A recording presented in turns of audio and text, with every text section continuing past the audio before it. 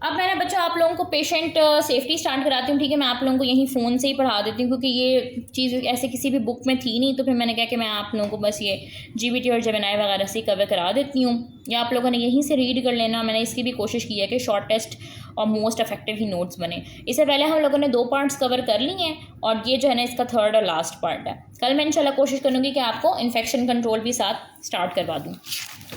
तो बच्चों सबसे पहले वो आप लोगों से क्या पूछा, वो पूछा पर्सनल प्रोटेक्टिव इक्विपमेंट के बारे में। आप लोगों को पहले भी खुद भी आइडिया होगा कि पर्सनल प्रोटेक्टिव इक्विपमेंट हमारे पास वो खास तरह के क्लोथिंग या खास तरह की इक्विपमेंट होती है जो कि हेल्थ केयर वर्कर्स जो है ना वो इस्तेमाल कर रहे होते हैं, चाहे वो डॉक्टर्स हैं, वो नर्सेज हैं, कोई भी पैरामेडिकल स्टाफ है। क्यों इस्तेमाल कर रहे होते हैं ये खास क्लोथिंग? ताकि उनको जो पेशेंट को ट्रीट करते हुए पेशेंट को जो बीमारी है वो उनको ना हो जाए, या पेशेंट को जो इन्फेक्शियस एजेंट है उनका एक्सपोजर ना हो जाए। कौन कौन से पर्सनल प्रोटेक्टिव इक्विपमेंट हमारे पास आ जाते हैं बच्चों? ग्लव्स आ जाते हैं, मास्क आ जाता है, N95 मास्क आप लोगों ने कोरोना वगैरह में देखा होगा।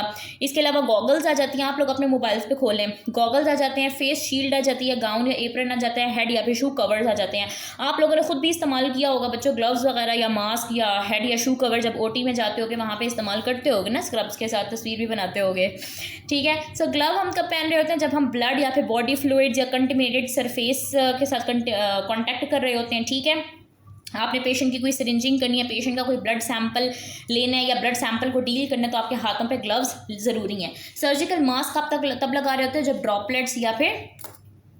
ड्रॉपलेट्स या फिर आपके पास स्प्लैशेस वगैरह का खतरा होता है। फिर N95 या रेस्पिरेटर आप मास्क तब लगाते हो जब एयरबोर्न पार्टिकल्स से ट्यूबरक्लोसिस का अगर कोई पेशेंट है, या कोई भी पल्मोनोलॉजी डिपार्टमेंट में ये खास तौर पर इस्तेमाल होता है। गॉगल्स आप तब कर रहे होते हो जब आई एक्सपोजर ना हो स्प्लैशेस को। फेस शील्ड आप तब लगा रहे होते हो जब स्प्लैशेस का रिस्क हो।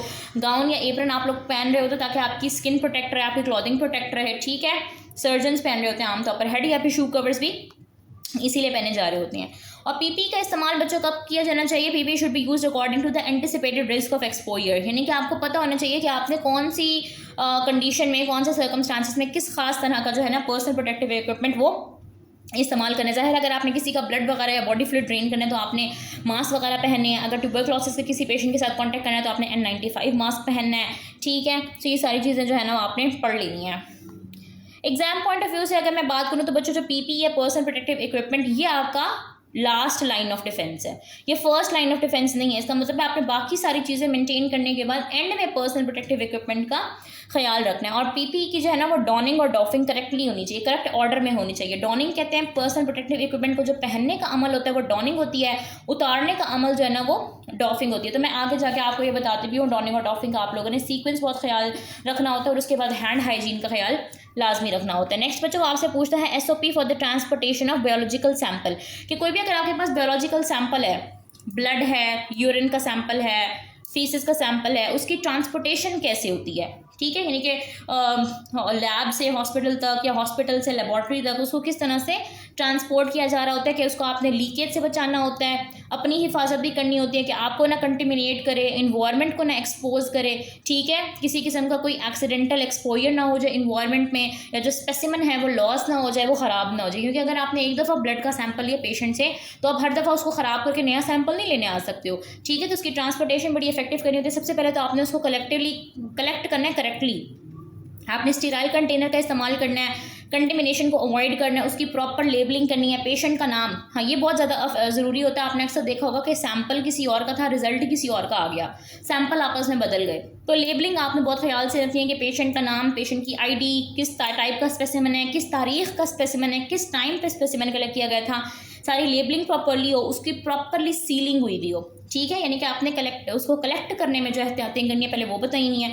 फिर उसके बाद आ जाती है बच्चों ट्रिपल पैकेजिंग। ट्रिपल पैकेजिंग क्या होती है कि हमने 3 दफ़ा उसको 3 उसमें तहों में पैक करना होता है। सबसे पहले प्राइमरी पैकिंग आती है, लीक प्रूफ स्पेसिमेन कंटेनर, जो कंटेनर है वो खुद इटसेल्फ एक पैकिंग है। सेकेंडरी पैकिंग क्या होती है, एक और कंटेनर लीक प्रूफ या फिर सील कंटेनर होता है, इसमें एब्जॉर्बेंट मटेरियल होता है। और आउटर हमारे पास क्या होती है, एक ट्रांसपोर्ट कंटेनर। तो ये 3 एक के अंदर एक जैसे इस तरह कंटेनर होता है जिसपे ट्रिपल पैकेजिंग हम कहते हैं, ताकि इसको प्रॉपरली हिफाजत से ट्रांसपोर्ट किया जा सके। फिर आपने हैंडलिंग के दौरान खुद भी अपनी हिफाजत भी करनी है, तो आपने पर्सनल प्रोटेक्टिव इक्विपमेंट का भी ख्याल रखना है।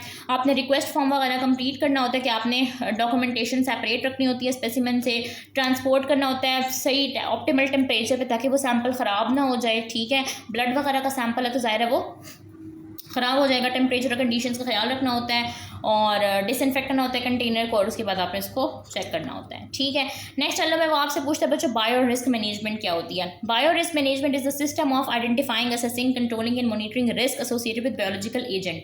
यानी कि आपके पास कोई भी बायोलॉजिकल सैंपल है, उसमें क्या क्या हो सकता है। अगर वो बॉटल आपके पास ब्लड की है, लेट्स सपोज ट्यूब है, वो गिर गई, सारा इन्वायरमेंट गंदा हो जाएगा, आपके हाथ ख़राब हो जाएंगे, हो सकता है साथ वाले लोगों को इन्फेक्शन हो जाए, आपको कोई इन्फेक्शन हो सकती है, इन्वायरमेंट ख़राब हो सकता है। तो आपने इन तमाम रिस्क को जो है ना वो आइडेंटिफाई करना है, असेस करना है, कंट्रोल करना है, और फिर इनको प्रिवेंट भी करना होता है ताकि आप किसी किस्म का कोई एक्सीडेंटल इन्फेक्शन, एक्सपोजर, रिलीज वगैरह का बायस ना बन सको। तो इसको हम बोलते हैं बायो रिस्क मैनेजमेंट। अब बायो रिस्क मैनेजमेंट क्यों ज़रूरी है? क्योंकि ये हेल्थ केयर वर्कर्स को, लेबॉर्ट्री पर्सनल को, पेशेंट्स को, कम्युनिटी को, इन्वायरमेंट को, सबको प्रोटेक्ट कर रहा होता है। ठीक है, इसकी वजह से नीडल स्टिक इंजरीज नहीं होती, लेबॉर्ट्री एक्वायर्ड इन्फेक्शंस नहीं होती, एक्सीडेंटल रिलीज नहीं होता। ठीक है, सो बायो रिस्क के अंदर जो है ना वो बायो सेफ्टी भी आ जाती है, बायो सिक्योरिटी भी आ जाती है। बायो सेफ्टी भी यही चीज़ थी ना हमारे पास कि आपने एक्सीडेंटल एक्सपोजर से बचाना होता है। और बायो सिक्योरिटी क्या होती है बच्चों, कि जैसे कोई स्पेसिमन वगैरह ना, ये खासतौर पर लीगल केसेस के लिए, कि अगर कोई स्पेसिमन है, लेट्स सपोज कोई डीएनए का सैंपल है, ठीक है, कोई लीगल रिपोर्ट उसके बेस पे तैयार होनी है, कोई अदालत का फैसला आना है उस बेस पे, तो उस स्पेसिमन के ज़ाया होने का, चोरी होने का ये चांस बहुत ज़्यादा होता है। तो आपने उसको चोरी होने से, उसको किसी और पर्सन तक उसकी एक्सेस ना हो, इस चीज़ से बचाना होता है। फॉरेंसिक में भी आप लोगों ने शायद पढ़ा होगा ये ना, पिछले ब्लॉक के अंदर या अगले ब्लॉक के अंदर शायद पढ़ोगे। सो आपने बायो सेफ्टी और बायो सिक्योरिटी दोनों चीज़ों का इसमें ख्याल रखना होता है, दोनों ही बायो रिस्क हैं। ये भी हो सकता है कि कोई एक्सीडेंटल वो बॉटल आपसे टूट गई, गिर गई, सैंपल ज़ाया हो गया, ठीक है। ये भी हो सकता है कि वो सैंपल किसी ने चोरी कर लिया, या खासतौर पर लीगली बहुत ज़्यादा ये चीज़ रहती है कि सैंपल चोरी हो गए, उनका रिजल्ट आना था वो उससे पहले चोरी हो गए। तो बायो रिस्क मैनेजमेंट यही चीज़ आ जाती है कि आपने आइडेंटिफाई करना है, असेस करना है, कंट्रोल करना है, मॉनिटर करना है। अब क्या क्या हैजर्ड्स हो सकते हैं बच्चों? कॉमन बायोलॉजिकल हैजर्ड्स बोले हुए हैं। हैजर्ड्स हमारे पास क्या होता है? कोई भी नुकसान, ठीक है। Biological hazard are the infectious organisms materials that can cause disease और harm to the humans. Biological hazard हमारे पास कोई भी इन्फेक्शियस एजेंट, कोई भी बैक्टीरिया, माइक्रो ऑर्गेनिजम्स, या कोई भी ऐसा मटेरियल, ठीक है, जैसे कोई यूज़ की हुई नीडल, कोई सिरिंज, जो आपको और बाकी ह्यूमंस को नुकसान पहुंचा सकती है। ब्लड और बॉडी फ्लूइड जो है ना वो हेपेटाइटिस का, एड्स का बहुत बड़ा सोर्स है बच्चों। आप लोगों ने भी बहुत ख्याल रखनी है, जब आप लोग हॉस्पिटल जाते हो, पेशेंट को हाथ लगाते हो, लाजमी अपनी पर्सनल प्रोटेक्टिव इक्विपमेंट का ख्याल रखा करो बच्चों। ग्लव्स पहना करो, मास्क पहना करो, या हर दूसरे बंदे को ट्यूबरक्लोसिस है, हर दूसरे बंदे को जहाँ पे मैं पढ़ती हूँ वहाँ पे तो हेपेटाइटिस बहुत प्रेवलेंट है ना, और एड्स भी आप लोगों की सोच से ज़्यादा जो है ना वो एड्स के पेशेंट होते हैं। तो बहुत ख्याल किया करो, खासतौर पर ये बीपी वगैरह आप लोग तो इतना ही करते होगे, बीपी वगैरह लेते होगे, पल्स वगैरह लेते होगे, तो बिल्कुल मुंह में मुंह नहीं डाल देना पेशेंट के, ठीक है। सो इन्फेक्शियस पेशेंट जो है ना उनके रेस्पिरेटरी या जीआई पैथोजेंस होते हैं वो इफेक्ट करते हैं। नीडल स्टिक इंजरीज बहुत बहुत बहुत बड़ा मसला है ये। नीडल स्टिक और शार्प इंजरीज हो सकती हैं। सर्जिकल सेटिंग में क्या है? सर्जिकल सेटिंग में तो बहुत ज़्यादा चांस होता है बच्चों इन्फेक्शन, क्योंकि आप बिल्कुल उसके खून के साथ आपका कॉन्टैक्ट हो रहा होता है, बॉडी फ्लूइड्स के साथ कॉन्टैक्ट हो रहा होता है, ठीक है। तो शार्प इंजरीज होती है नीडल और स्कैल्पल वगैरह से। लेबॉर्ट्री सेटिंग में जो लोग ये पैथोलॉजी